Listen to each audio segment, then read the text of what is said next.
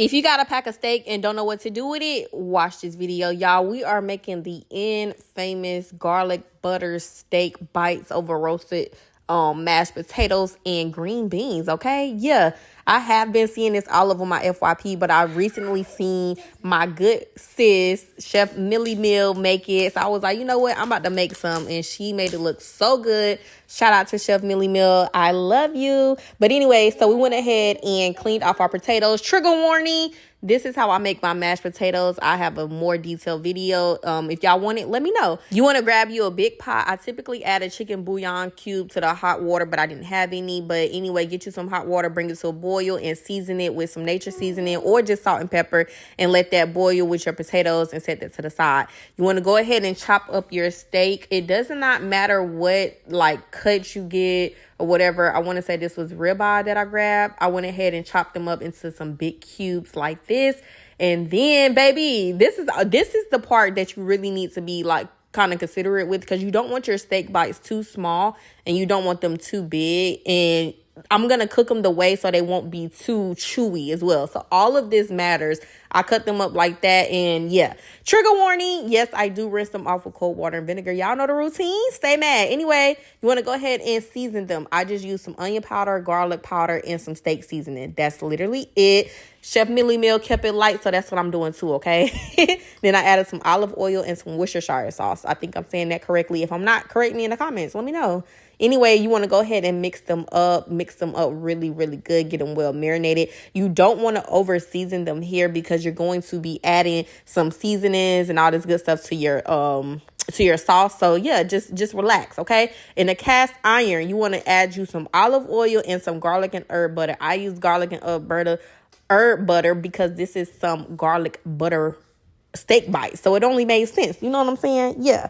So anyway, I went ahead and added my steak bites into the pan, and I cooked them for about 2 minutes on each side. I cooked them until they were about medium to medium well, because I'm going to add them back into the pot, so they'll cook a little bit longer. And then while my potatoes were boiling, I went ahead and added some minced garlic to those as well. Usually I do add like garlic cloves, but I didn't have any. Well, I did. I just ain't feel like peeling them. So I just added some minced garlic in there as well, because we making garlic mashed potatoes. So yeah, duh.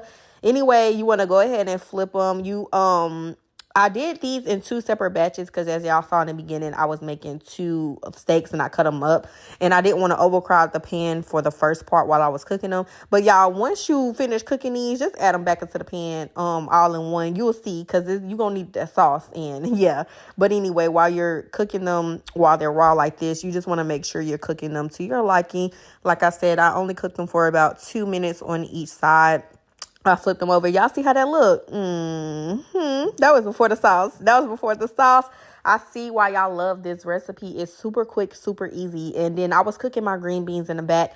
All I did, y'all, was add some olive oil to them, a little bit of pepper, and some teriyaki sauce. That's it. And I let them do what they do in the back. That's it. You could cook them on low. Green beans, fresh green beans are typically good. So yeah, and I like mine a little charred. So after your steak finishes, you want to go ahead and remove them from the pan. Y'all see all that butter at the bottom, that garlic butter? That's literally all you need right there, but we're going to spice it up some more, okay?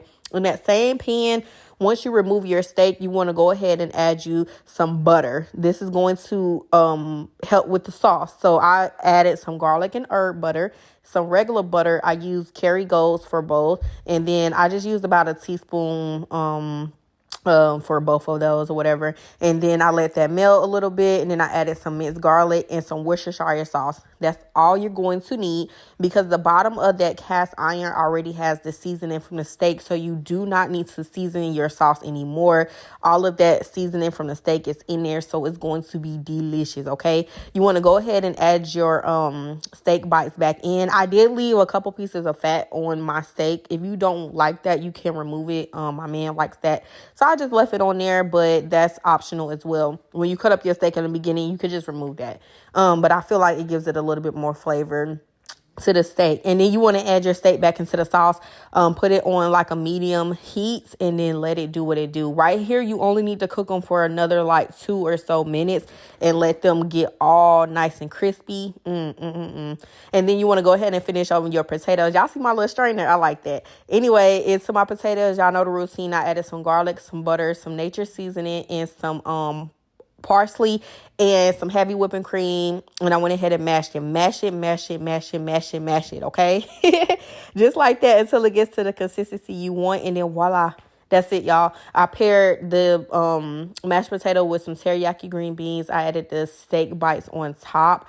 Oh my goodness. Like, this was so good. I see why it's been all over the FYP, why it's been everywhere on TikTok. It's a quick recipe, y'all. Like, this did not take long at all. Literally. This didn't take long. It was so easy to make. It's so chewy. Like, it's not hard or anything like that. So if you try this recipe, let me know. Bye, y'all.